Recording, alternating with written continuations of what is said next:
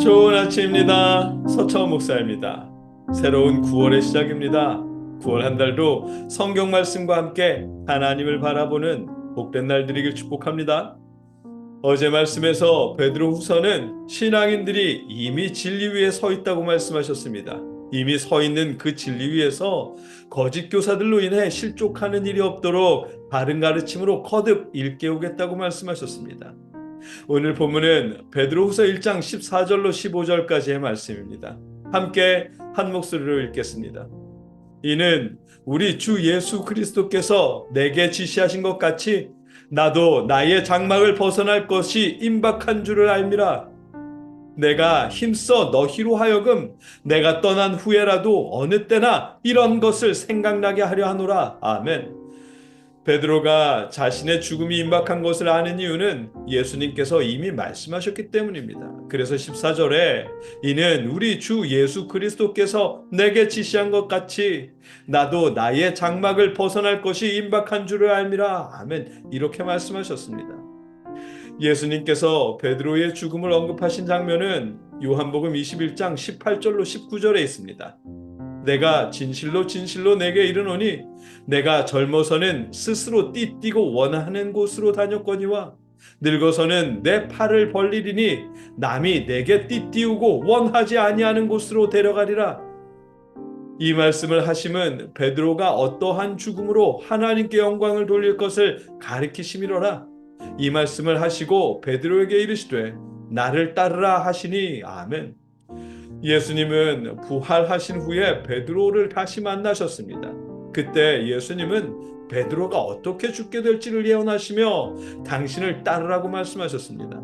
베드로는 부귀 영화를 약속받고 사도가 된 것이 아니라 순교를, 그것도 30세 때 자신이 장차 순교하게 될 것을 예수님께로부터 예언받고 주님을 따랐습니다. 많은 사람들이 자신의 미래를 알고 싶어 하지만 어떻게 죽게 될지를 알고 싶어 하는 사람은 아마도 없을 것입니다. 죽음이야말로 모든 사람에게 가장 확실한 미래인데도 불구하고 대부분의 사람들은 그 미래를 부정하거나 외면하려고 합니다. 그런 이야기조차 불편하게 생각합니다.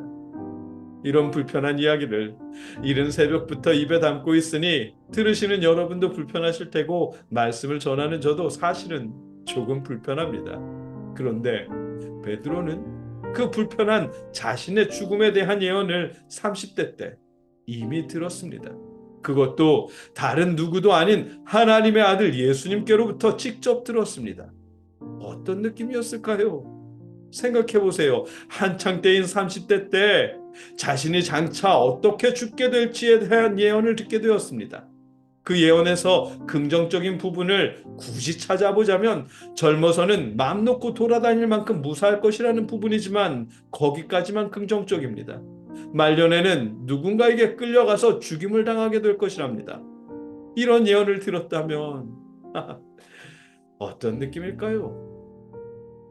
몰랐다면 모를까, 알게 된 이상 아마 대부분 불안해하며 살아갈 것 같습니다.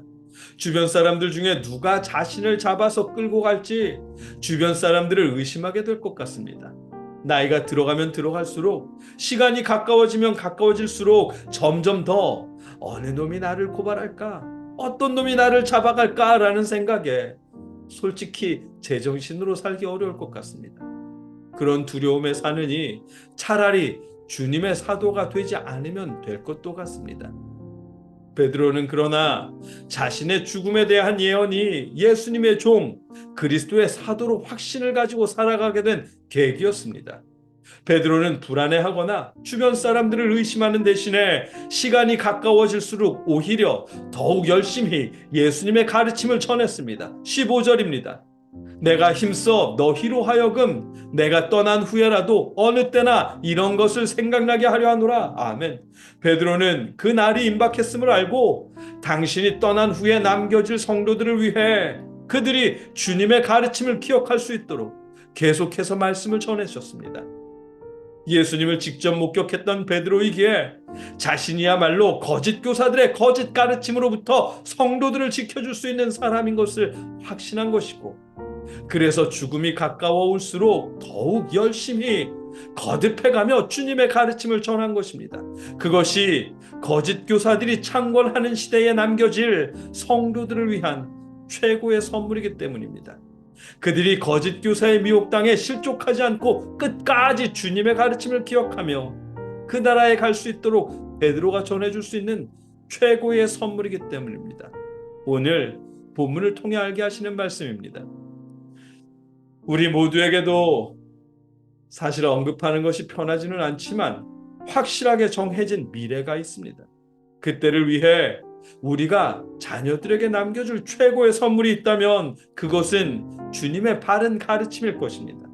물론 자녀들에게 더 많은 것을 남겨주시기 위해 이미 열심히 일하고들 계시겠지만 그 모든 것들에 더하여 영적인 자산, 주님의 바른 가르침과 복음도 자녀들에게 전해주십시오.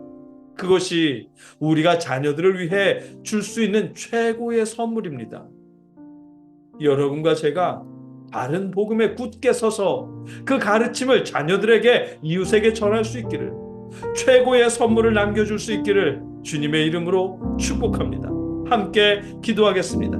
사랑의 아버지 하나님, 자신의 확신